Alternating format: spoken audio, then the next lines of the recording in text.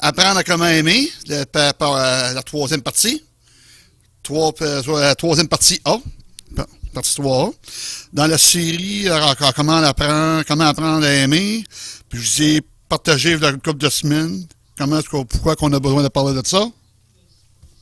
On a passé au travers de ces premiers couple de messages. Là. Il y a un mot en grec qui sont traduits par le mot amour. C'est le mot eros, l'amour sensuel. C'est l'amour sensuel, sexuel. Philia, l'amour fraternel. C'est l'amour fraternel qu'on a entre nous autres, envers les autres, envers l'humanité, les sœurs, les frères de la même planète.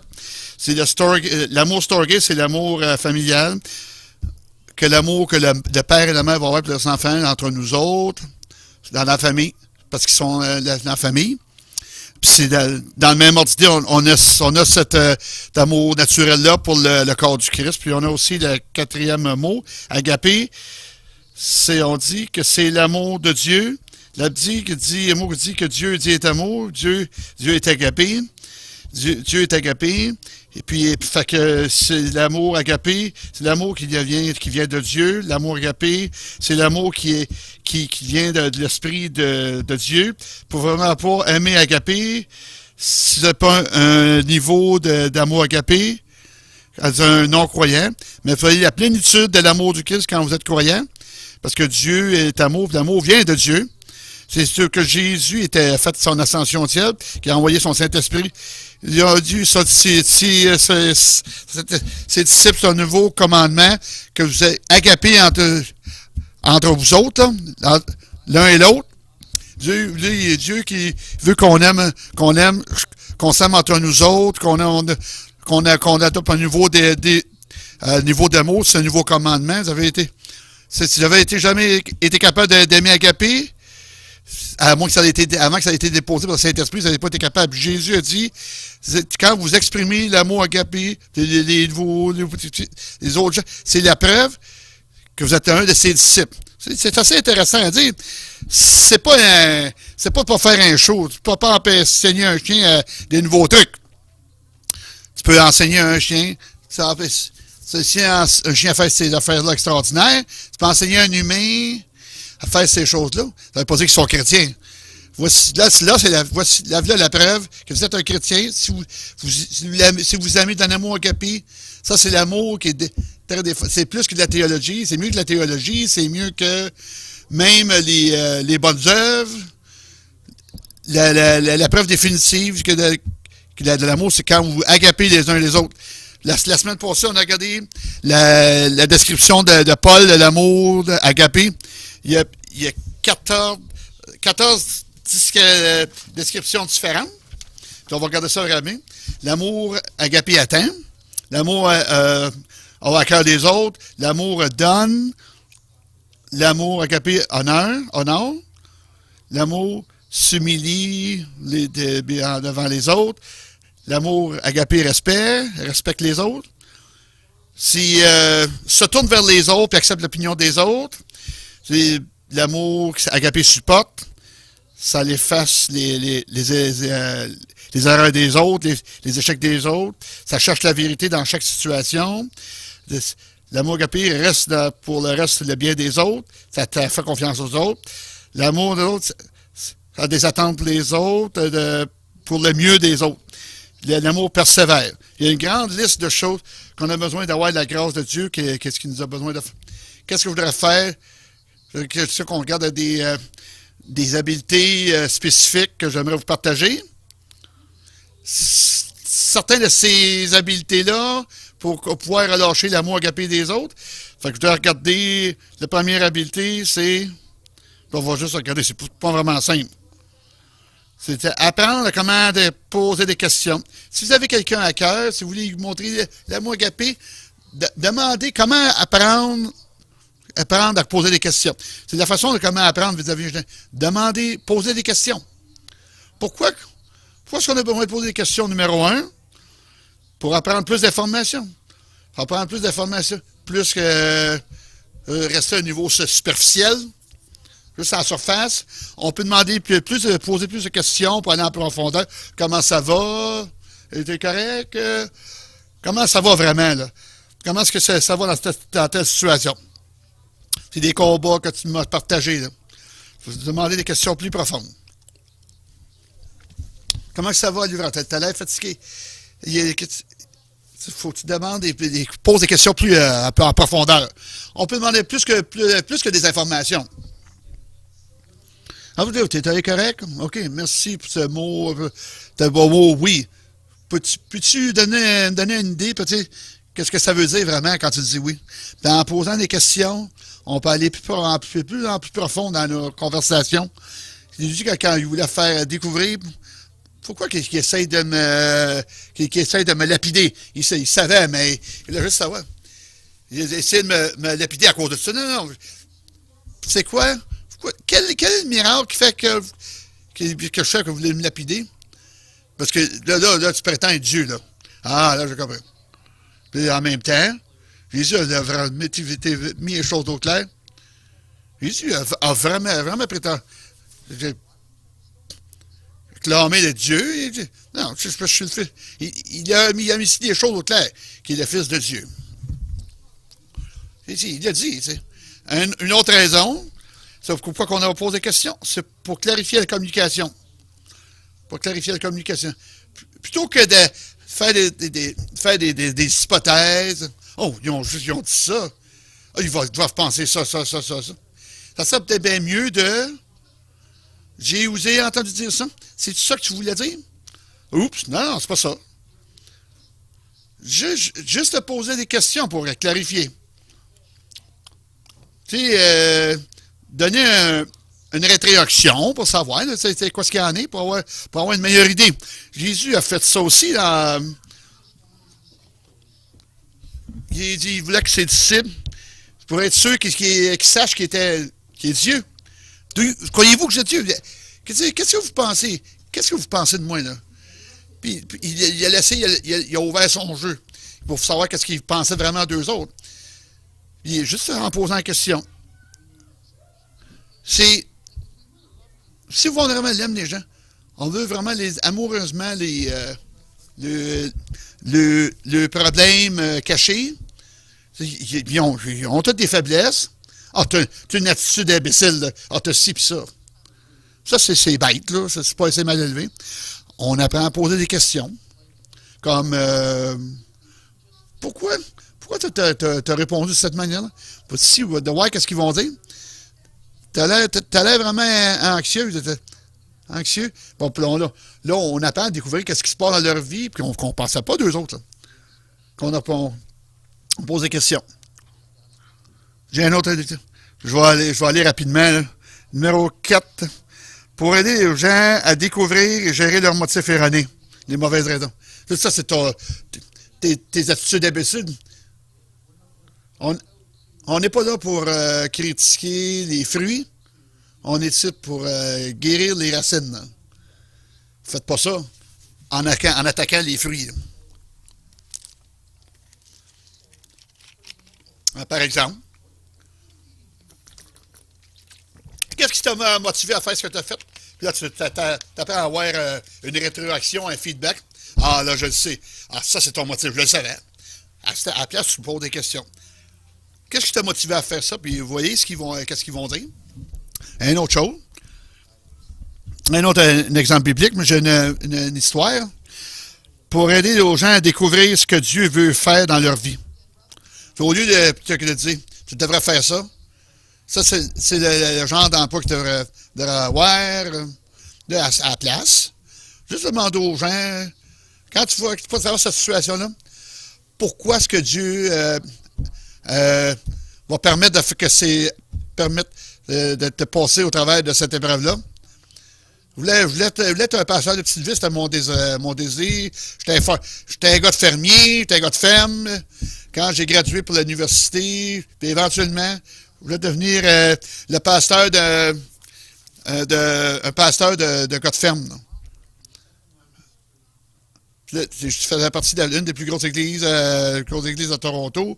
Puis Je veux dire que tu viennes comme faire du ministère à cette grosse église. Fait que là, j'ai dit, ça, c'est moi. Moi, je ne vais pas aller à Toronto. Fait que là, j'ai prié, j'ai jeûné.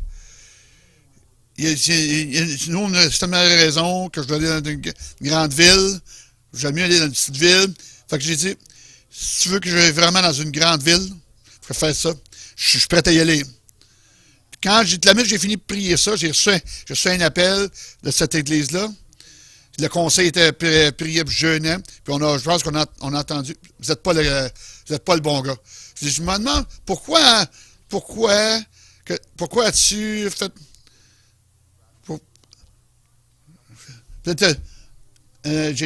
Fait que là, la prière est entendue là, à Toronto. Je suis venu ici. Je ne me suis pas débattu. Si je m'étais débattu pour aller à Toronto, je serais jamais venu ici. Pourquoi est-ce que Dieu t'a demandé de passer au travers de ça? Pourquoi que Dieu t'a...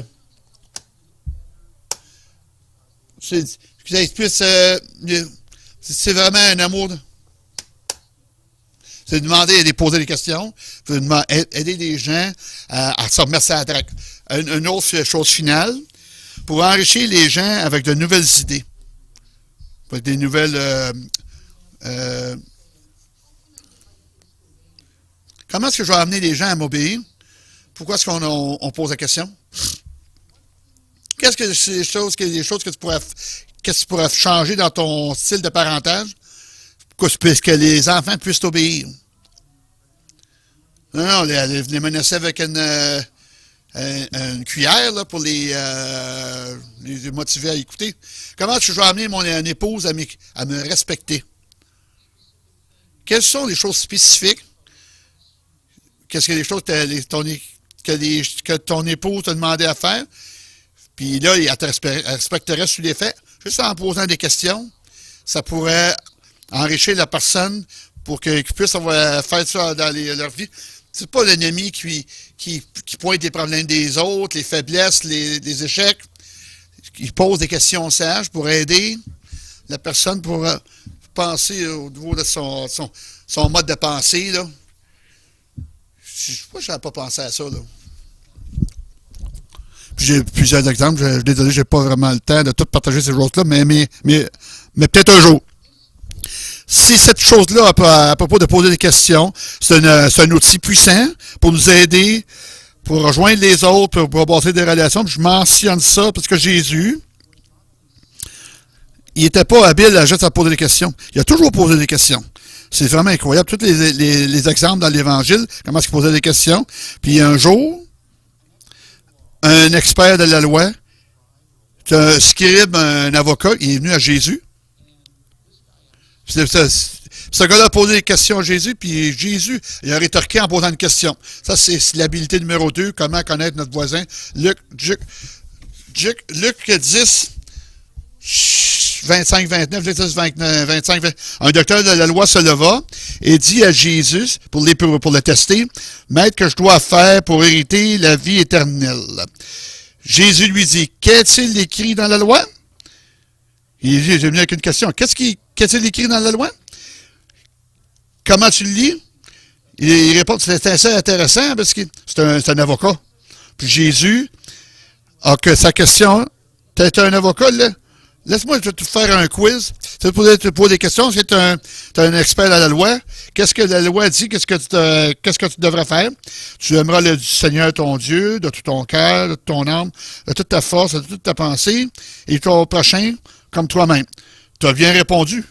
Lui dit Jésus, fais cela et tu vivras. Mais lui, fais ça puis tu vas avoir la vie. Mais lui, voulant se justifier, dit à Jésus, hein, qui approchait le scribe a voulu se justifier. C'est qui mon voisin, mon prochain? Enfin, là, la Bible dit déjà qu'il a fait ça pour tester Jésus, pour se justifier elle-même. Il voulait prouver à Jésus qu'il en faisait assez pour hériter du royaume de Dieu. Qu'est-ce que je dois faire pour hériter de la vie éternelle? Puis Jésus a dit, aime ton prochain. ton voisin. C'est qui? C'est qui, mon voisin? Qu'est-ce que l'avocat dit? En gros, il faut que j'aime mon prochain, mon voisin. C'est qui, mon prochain? Ça, c'est qui le montant minimum de voisins pour pouvoir hériter du royaume de Dieu? Ouais, mais là, il faut que j'aime mon voisin. Quel est le groupe de gens qu'il faut que j'aime? Ah, ce gars-là, cette personne-là. Si c'est le groupe de gens qu'il faut que j'aime, en a le but d'avoir la vie éternelle. C'est ce qui est assez intéressant. Jésus a jamais vraiment répondu à cette question-là. On va regarder ça. Luc 10, 30, 37. En réplique, Jésus, je vais répliquer avec l'histoire. Jésus reprit la parole en répliquant et dit, un homme descendait de Jérusalem à Jéricho. Il tomba au milieu des brigands qui le dépouillèrent, le chargèrent de coups et s'en allèrent, le laissant à demi-mort. Un sacrificateur qui par hasard descendait par le même chemin, ayant vu cet homme passer outre. Un lévite qui arriva aussi dans ce lieu, l'ayant vu passer outre, a passé au côté, mais un samaritain qui voyageait étant venu là, fut ému de compassion lorsqu'il le vit. Il était ému de compassion, le samaritain, là. Il est allé vers lui, il a mis du bandage de l'huile, sur ses lésions. Il a vraiment pris soin de lui, là. Le prochain jour, il a pris deux pièces d'argent. 2 pièces d'argent. Quand il est revenu, je vais te rembourser pour tout ce que les soins que tu m'as pratiqués. Jésus a posé la question.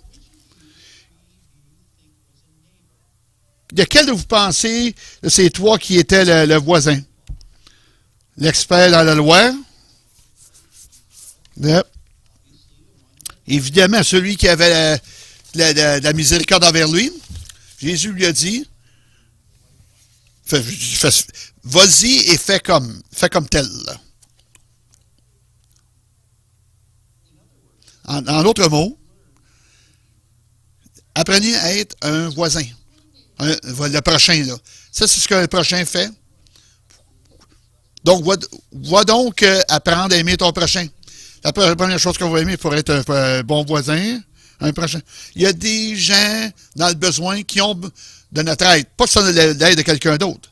Ils ont besoin de notre aide. Luc 10, 30. Jésus reprit, un homme descendait de Jérusalem à Jéricho. Il tomba au milieu des brigands qui le dépouillaient, le chargèrent de coups, et s'en allèrent le laissant à demi-mort. Qu'est-ce que je peux dire? C'est assez évident. Il n'y a pas de jeûner, de prier. Et des gens là, qui avaient besoin, je trouverais qu'ils se tiennent debout pour voir, je ne comprends pas. Qu'est-ce que ça veut dire? Il était battu.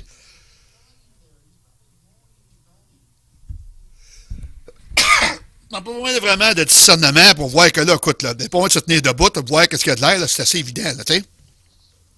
C'est assez évident. Il y a des gens dans le besoin qui ont besoin d'aide, là. Tu sais, c'est assez clair, là. Qu'est-ce que les Lévites ont fait, les prêtres ont ignoré? Qu'est-ce qu'ils savaient qui était vrai? Il était des prêtres des Lévites. C'est qui méprisent sa voix.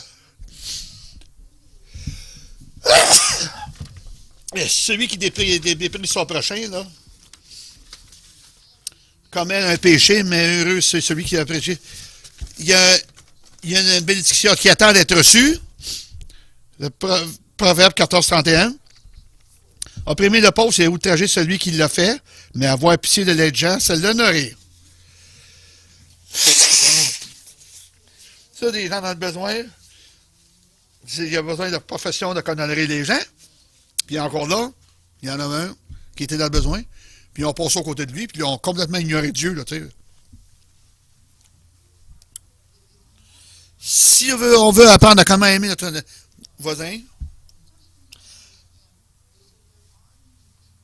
la prochaine qu'on a besoin de comprendre, d'un conseiller chrétien, d'un psychiatre, d'un docteur, d'un chirurgien. Vous puis moi, on sait quand on a les habiletés qu'on a, il y a des gens à qui on peut faire du ministère.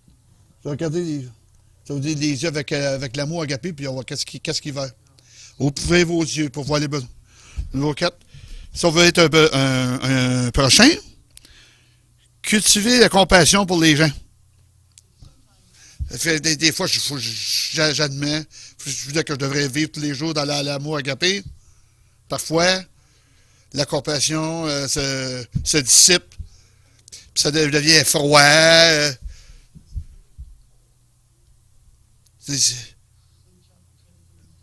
Luc 10, 33. Mais un Samaritain qui voyageait, étant venu là, fut ému de compassion lorsqu'il vit. Il a ouvert son cœur, puis il a eu de la compassion, de la miséricorde. C'est une chose de voir les besoins d'une autre personne. C'est un autre cher. Il faut avoir à cœur de cette personne-là pour que ce besoin-là puisse être rencontré. N'est-ce pas vrai? Ah, t'es pas trop pire. Puis, je m'en fous. Vous voyez, voir un besoin, ça n'égale pas le fait d'avoir à cœur les gens. Si on veut démontrer l'amour agapé, il faut le cultiver. Cultiver la compassion pour les gens, parce que la compassion devient le motivateur fort pour nous amener à interagir avec les autres. Jésus était ému de compassion. Compassion est un grand motivateur. Comment est-ce qu'on développe la compassion, qu'on acquiert la compassion? Numéro 1. Priez pour.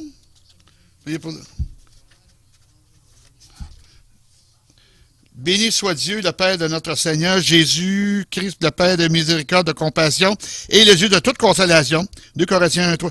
Pourrais-tu m'en donner? J'en ai vu, que tu en as beaucoup. Pourrais-tu me donner ta compassion? Donne-moi une passion pour les gens dans le besoin. Une compassion pour les gens qui ont des combats, parce que la mienne est devenue froide, ça refroidit. Elle n'est pas ce qu'elle devrait être. Donne-moi la compassion pour les gens autour de moi. La deuxième chose, c'est prier pour les gens. Matthieu 6, 21, car là où est ton trésor, là aussi sera ton cœur. Si ton cœur, si tu pries pour les gens, tu utilises ton trésor, ton temps, à cette communauté, puis tu investis votre temps, vous priez pour ces gens-là. Quand vous investissez votre trésor, la Bible, ton cœur va suivre. Ton cœur suivra. Puis si je commence à cultiver le trésor, ça peut pas empêcher. Je suis pas capable de m'empêcher, mais mon cœur va suivre. Ça, c'est la deuxième chose qu'on a besoin. Pour Dieu, pour la compassion, que notre cœur puisse aller vers les autres. La troisième chose, prenez à notre cœur d'être attendri.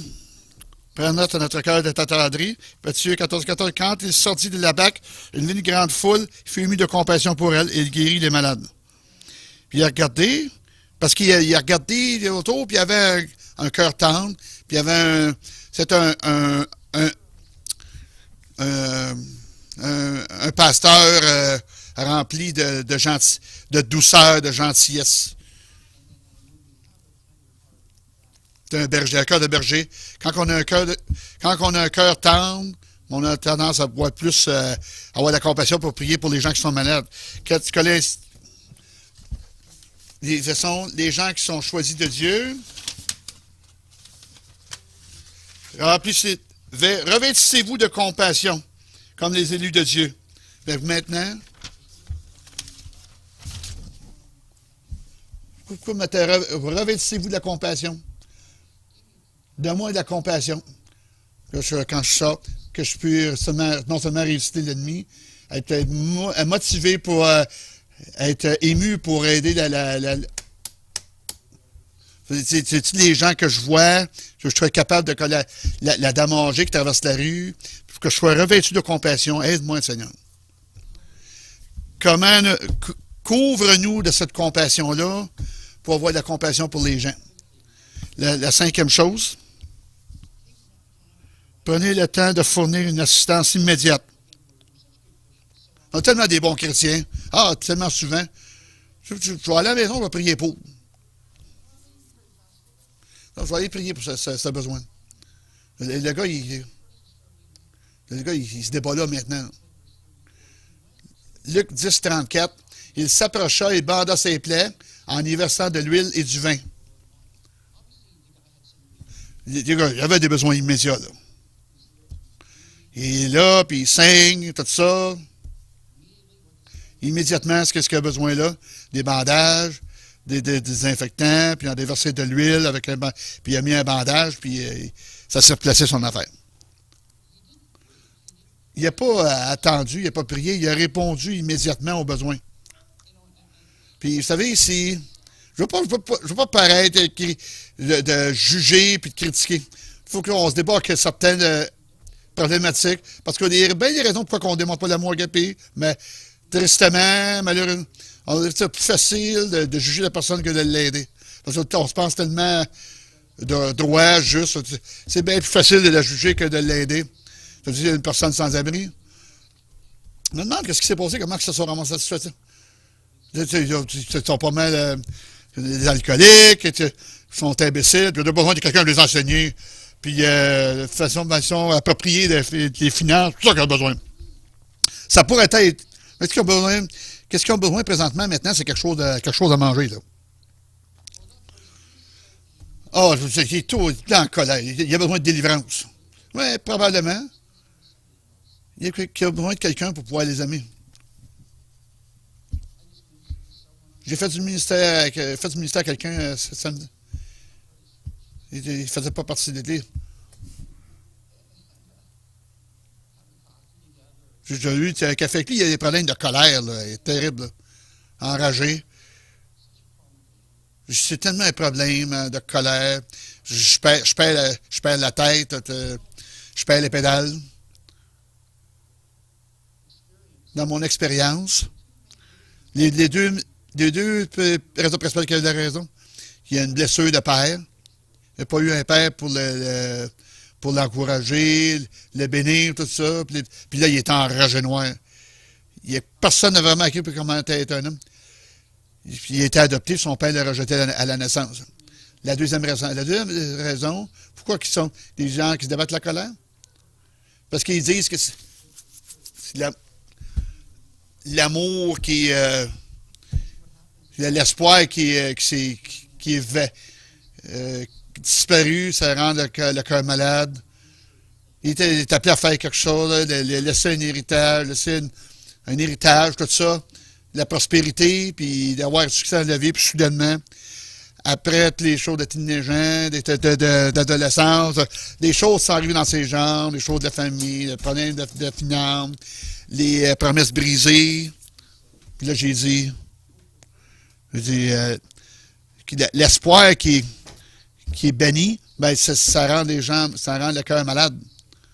Puis j'ai dit, faut que tout a besoin d'apprendre à dealer avec les attentes dans la vie. On va tout le temps avoir des attentes brisées. Il faut dealer avec ça pour revenir sur la traque, sur la bonne voie. Quand j'ai partagé la deuxième raison que les gens deviennent en colère, des attentes non remplies. J'avais des attentes, je voulais aller au collège, à l'université, j'ai jamais eu ce job-là, jamais été capable de repayer, puis là, j'ai tout ça. J'ai jamais terminé mes cours, puis là, je me suis ramassé dans la dèche, dans la dette, j'étais endetté. Puis il a partagé ses attentes brisées, qui l'a amené à être en colère. Pourquoi que je partage tout ça? Je m'en souviens pas. Honnêtement, je ne m'en rappelle pas, non? Cette colère-là, de la colère. T'as besoin de délivrance, mon frère. Il a besoin de savoir quelqu'un qui a besoin d'avoir à cœur. Je te cite. Je te cite pour peu importe ce que ça va prendre, je vais t'aider. Qu'est-ce que je pourrais faire pour t'aider? Puis là, il était époustouflé. Qu'est-ce que je peux. Les gens vont être surpris. Qu'est-ce que je peux faire pour toi? Puis, en fait, avec l'aide de main, je dis que tu m'as envoyé de l'aide. D'envoyer de l'aide, je dis quand même, Mike, je t'ai envoyé un courriel, justement, pour l'aider. C'est pour ça que je t'ai envoyé un courriel. Puis, tu sais, c'est d'offrir de l'assistance. Fournir de l'assistance immédiate. La plupart des gens, un besoin immédiat, puis un autre besoin à long terme. Si on n'est pas prêt à faire du ministère aux gens, il y a une grande chance. Il y a des grandes chances qu'on ait des besoins à court terme, il y a des grandes chances qu'on pourra les aider à les besoins à long terme. Si on n'est pas prêt à vous aider avec les situations immédiates, ben, oublie ça, tu ne vas pas m'aider avec les problèmes à long terme. C'est pas des affaires du minute breakfast, des affaires rapides là, à la botche, là, ça vaut rien, ça. Galates, 5:30. Par la charité, serviteurs des uns et des autres. Servez-les avec empressement de tout votre cœur, comme des serviteurs, comme servant le Seigneur et non des hommes. Tu vas avoir cette mentalité. Je ne sers pas les hommes, je sers Dieu. Je ne cherche pas une récompense de toi. Je cherche la récompense de Dieu parce que je sers Dieu. 1 Pierre 4:10. Chacun devrait servir de ce qu'ils ont reçu pour aider les autres. Pour servir les autres. Avec fidélité, Quand vous aidez quelqu'un,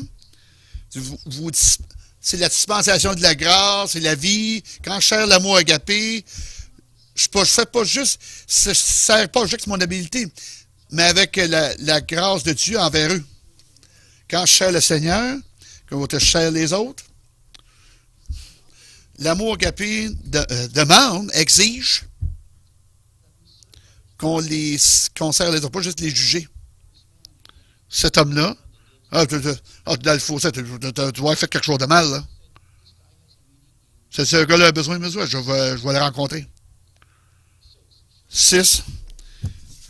Avoir vraiment les cœurs. Souciez-vous réellement en étant disposé à donner du temps de votre temps. C'est quoi votre trésor?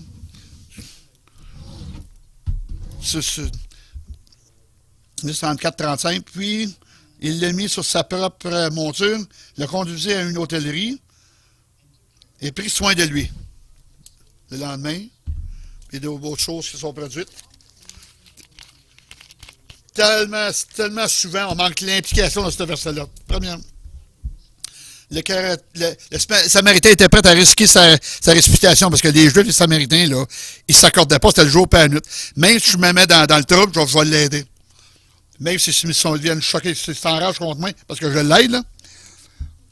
Il est allé au-delà des bornes de pouvoir l'aider, offrir l'autobus. Il a mis sur son propre transport un âne. Il a trouvé un hôtel, pris de son temps. C'est un homme d'affaires. Il a pris de son temps, il a pris soin de lui. Puis la troisième chose, il a passé toute la nuit avec lui. Sans qu'il l'a vu dans un motel local, il a passé toute la nuit à s'en occuper. C'est assez impressionnant. Là. C'est assez impressionnant. Romains 12-16. N'aspirez pas à ce qui est élevé, mais laissez-vous attirer par ce qui est humble. Ne soyez point sages à vos propres yeux. Ne soyez pas là. T'enflez-vous pas la tête, là, tout ça, là. Ne nous lassons pas de faire le bien, car nous ne moissonnerons pas autant convenable si nous ne relâchons pas.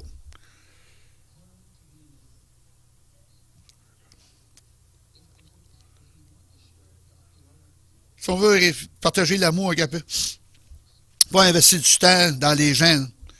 Juste un couple d'autres choses. 7. Être disposé à se sacrifier personnellement. Luc 10-35, le lendemain, il tira deux deniers, les donna à l'autre et dit, aie soin de lui, ce que tu dépenseras de plus, je te le rendrai à mon retour. 2 pièces d'argent, les deniers. Là. Puis, je vais te rembourser là, pour les dépenses supplémentaires. Tu peux télécharger toutes ces informations-là. Il a commencé à servir cet homme-là. Il a payé. Il a payé son argent. Payé son argent. Peu importe ce qu'il a dit. Je ne sais pas s'il n'y a pas un service de chambre. Il était prêt pour tout le coût que ça entraînerait. Je suis prêt à revenir là, pour tout ça. Là.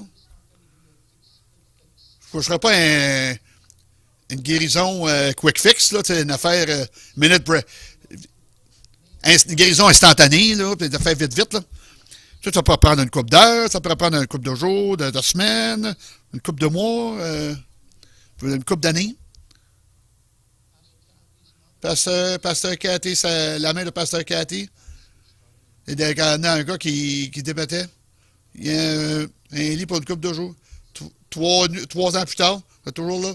Toujours continuer à l'aider, avoir un job, ça séduire sa routine.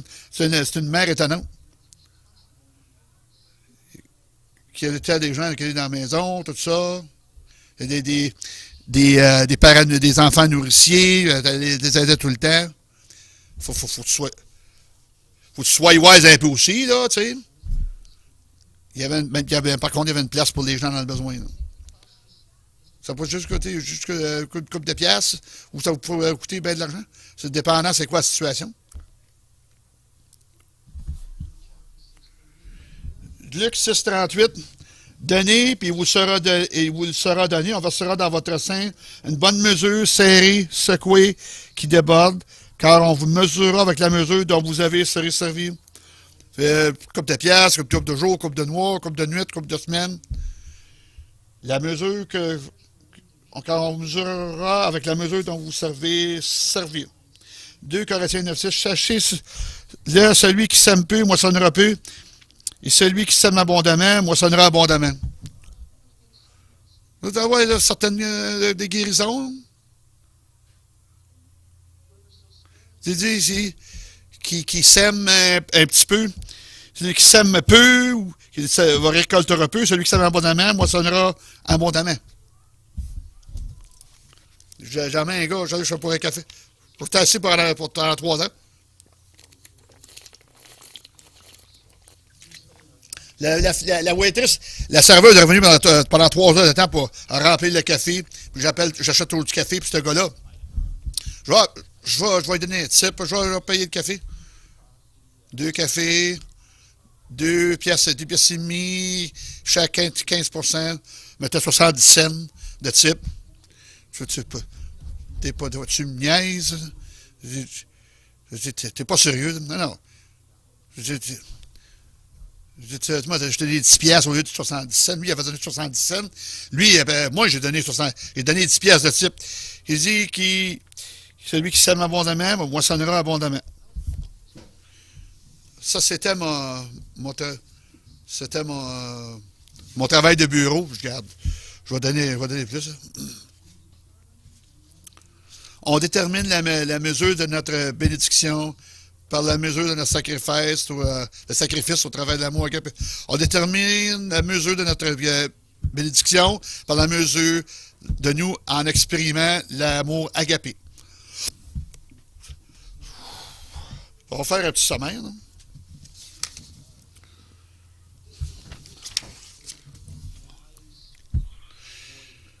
C'est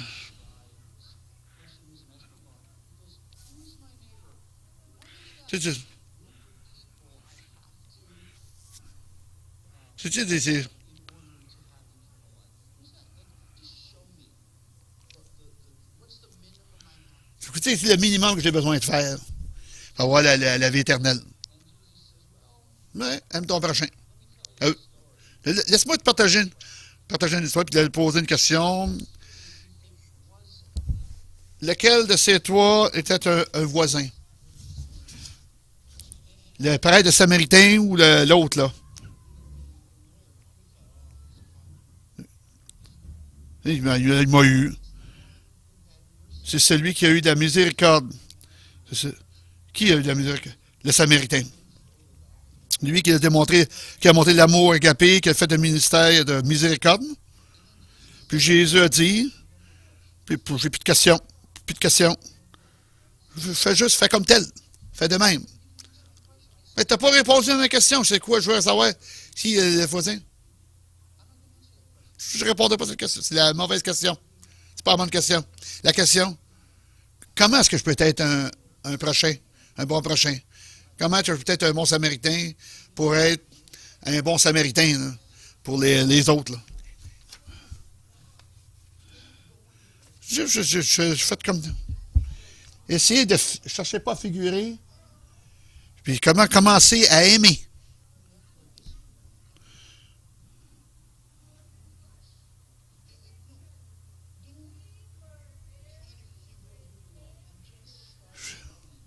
Commencez à aimer. Essayez pas de figurer le mot. Essayez pas de figurer comment.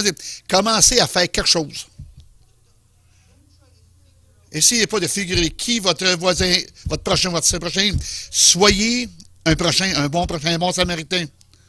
Et Jésus a refusé la question à savoir c'est qui mon prochain. C'est la mauvaise question. La question qui faut que j'aille aime? La question, comment est-ce que je peux aimer?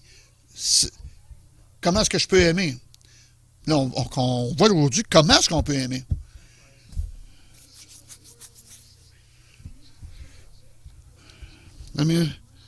Faites. Rendez, ainsi parlait l'Éternel des armées, rendez véritablement la justice, ayez l'un pour l'autre de la bonté et de la miséricorde. Il y en a qui vont avoir de la miséricorde, monter de la miséricorde, parce que pour un jour, vous en aurez besoin. Qu'est-ce qu'on fait? On a besoin d'apprendre comment exprimer l'amour agapé surnaturel, l'amour surnaturel. Les deux premières façons, comment est-ce qu'on peut faire le ministère et vous montrer l'amour agapé, deux habiletés. Arrêtez de dire aux gens qu'est-ce qu'ils ont besoin. Au lieu, apprenez à poser des questions. Posez des questions. Comment ça va? Exprimer bien, c'est ça veut dire. Tu sais, un niveau entre 1 et 10, c'est quoi que ça veut dire? Qu'est-ce que tu pourrais faire pour passer de 7 à 8? Numéro 2. Apprenez comment être un bon samaritain. Un bon samaritain. C'est un bon samaritain. Enseigne-moi comment être un bon samaritain. Levez-vous, s'il vous plaît. On va écouter une chanson, je ne vais pas faire ça. On va regarder la chanson. Une chanson des années 70. Mais je ne suis pas pogné des années 70. Mon style, moi. Là. J'aime la musique des années 70. Bien que je parle les langues des hommes et des anges, et bien que je prophétise, et je comprends.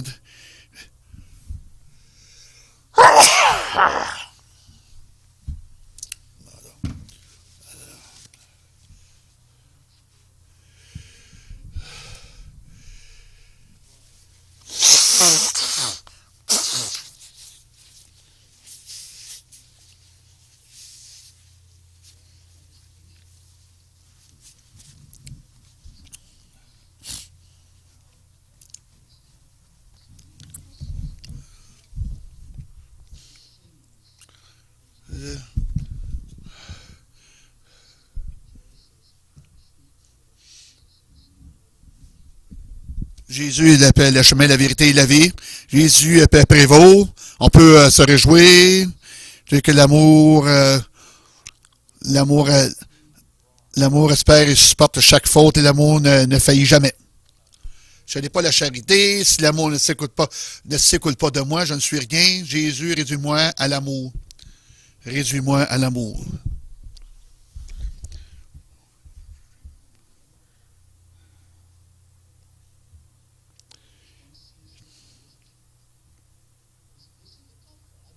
C'est dur, ça.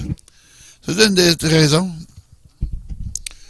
Une saison où j'étais enfant, je pensais comme un enfant, mais quand je suis devenu un homme, j'avais pas d'amour mature, j'avais pas de compassion. J'étais un enfant immature, stupide. Je parlais comme un enfant. Quand j'ai laissé de côté l'amour, j'ai laissé les autres affaires de côté, j'ai laissé la compassion. Bien que nous voyons à travers un verre, pourtant, nous verrons face à face, quoique maintenant demeure la foi et l'espoir, le plus grand c'est l'amour. Je n'ai pas chalerté, si l'amour ne s'écoule pas de moi, je ne suis rien. Jésus, réduis-moi à l'amour. Encore là, la prière de Jésus, réduis-moi à l'amour, vous pouvez aller en ligne dans notre site web et écouter cette chanson-là. On peut mettre notre main sur notre cœur, de se laisser attendrir. Là. Comment est-ce qu'on a de la compassion? si tu es le Père de toute compassion. Je te demande juste que tu me donnes un peu de... Je dirais plus que... C'est de mettre la compassion dans notre cœur. On veut aimer de ton propre amour. Je fais du ministère avec ton amour. On va avoir à cœur les gens, tout ça.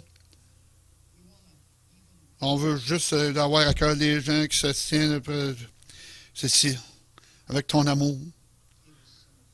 Donne-moi ton amour, ta compassion. On prie pour les gens, pour ce voisin qui était un peu... qui se prend pour un autre. Donne-nous de l'amour, donne-nous de la compassion pour les gens qui, dans l'autobus, donne-nous de la compassion pour le prochain, pour les gens qui sont à un lieu de travail, donne-nous de la compassion. Pour les gens dans la rue, donne-nous de la compassion. Pour les gens de l'école, donne-nous de la compassion. Donne-nous de la compassion de l'école. On prie pour ceux qui ont les gens qu'on voit tous les jours. Seigneur, donne-nous de la compassion. Numéro 3. Attendris notre cœur avec ton amour. Aide-nous à être émus par ta compassion. Aide-nous à être revêtus de juste nos pantalons, nos oranges choux, un chandail. Revêtis-nous de compassion à tous les jours. On peut démontrer l'amour agapé, l'amour de Jésus. Jésus, réduis-nous à l'amour. Parce que tu es